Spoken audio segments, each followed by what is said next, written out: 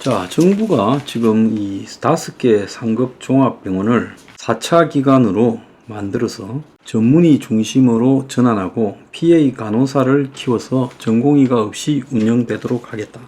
인턴 레지던트들이 다 빠져나가 버리고 나면 결국은 지금과 같은 일반 환자들, 지방에서부터 온통 몰려오는 환자들을 이 5개 최상급 병원들이 감당을 하지 못할 것이다. 그래서 서울대병원, 아산병원, 서울삼성병원, 또 세브란스병원, 그리고 가톨릭병원 등이 빅5죠.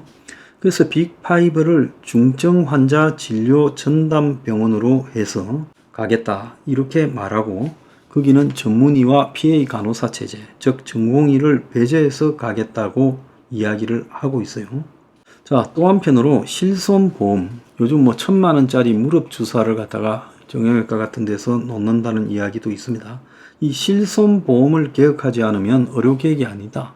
그래서 이제 실손보험도 개혁하겠다 이렇게 말을 하고 있어요. 그러면서 수련의를 마치지 않으면 개원을 못하게 하겠다. 그래서 의대를 졸업한 일반의가 곧바로 병원을 차려서 환자를 볼 수 없도록 개원 매너제를 도입하겠다라는 이야기도 나오고 있어요. 그래서 일정 기간 임상수련, 인턴, 레지던트, 전공의를 거친 사람에게만 진료 권한을 부여하겠다는 거예요. 그래서 우리 동네에 이제 의원이 그러면 없어지게 되겠죠. 그래서 이번에 이제 사직한 전공의들이 다시 이제 병원으로 다시 돌아가서 전공의 과정을 하지 않는 한은 개원 자체가 힘들어진다. 이렇게 지금 말을 하는 거예요. 그럼 두 가지 카드를 들고 있죠. 하나는 5대 상급 병원들을 4단계 최상위 병원으로 임명해서 아무나 가지 못하고 중증 환자만을 전문의와 그리고 PA 간호사를 중심으로 치료하게 하는 기관으로 가겠다. 그러니까 전공의가 이제 돌아간다는들 5대 상급 병원에서 일할 자리가 없게 만들겠다. 두 번째로는 전공의들이 중간에 그만뒀으니까 이제 병원을 개업할 수도 없게 만들겠다라고 말하고 있어요.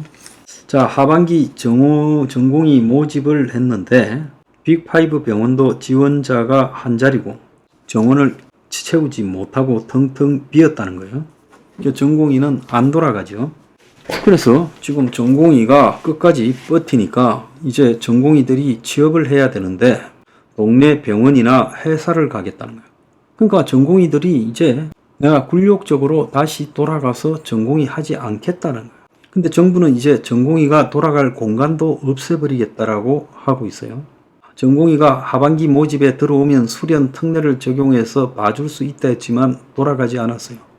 그래서 의정 갈등을 겪으면서 병원을 떠난 전공의가 7,600명이라는 거예요. 그래서 상당수 전공의가 동네 병원 의원에 자리를 찾거나 제약사 등 회사에 취업을 하는 걸로 지금 목표를 하고 있는데, 개원기에 인력이 몰리면서 급여 수준이 지금 500만원 심지어 300만원까지 떨어졌다, 이런 이야기도 나오고 있어요. 근데 정부가 간호사법 개정을 거부하면서 PA 간호사를 인정을 안 해놓고, 그런데 PA 간호사 지원이 필요하다면서 지원 방안을 고민하고 있다는 거예요. 그러니까 의사를 버리고 간호사를 이제 수술 보조해주는 피지션 어시스턴트로 이제 임명하겠다. 자, 법적으로 아직 이것이 정해진 지위가 아닙니다. 그리고 PA 간호사들의 정확한 이 수련 과정이 지금 정해지지도 않았어요. 그냥 주변에 의사 도우면서 심부름하다가 눈으로 익힌 거 아니에요. 그렇게 할 수는 없는 거 아니겠습니까? 그래서 정부가 선심 서는 척 하다가 안 돌아오니까 아주 알뜰하게 보복을 하고 있는데, 이런 식으로 보복하는 것이 옳은 것이냐? 자, 의료 개혁이 의료 파괴로 가고 있는 것이 아닌가 좀 생각을 해봐야 될 것 같아요. 치졸한 보복이다 생각합니다. 고급 인력이 동네 의원이고 제약회사에 헤매고 다녔어야 되겠습니까? 결국은 원했던 게요, 대기업이 의료회사 영리법인으로 지금 의료계에 깊숙하게 진입하려 하고 원격 의료를 하려는데 싸게 월급 주고 부릴 수 있는 의사들이 필요했던 거 아닙니까?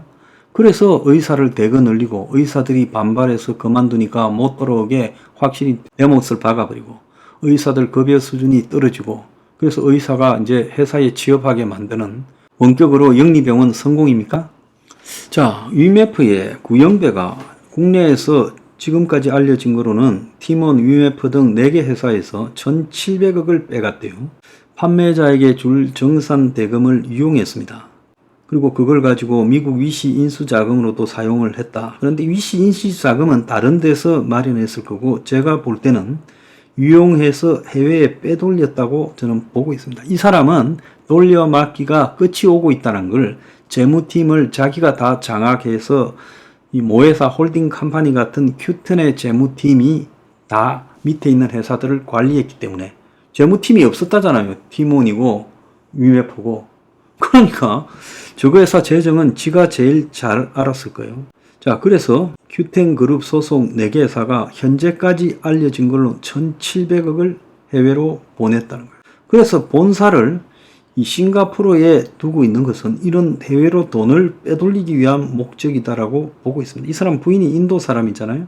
자기들이 인수했던 플랫폼 상거래 기업은 좀비 기업으로 만들고, 자, 그 기업들에서 현금을 빼서 해외로 빼돌리고 전형적으로 기업 인수해서 그 기업에 있는 현금을 갖다가 빼돌리는 형태하고 똑같았다는 겁니다. 그래서 이런 것들이 지금 가능한 부분에서 한국의 지금 금융감독당국은 도대체 뭐 했느냐는 이야기예요.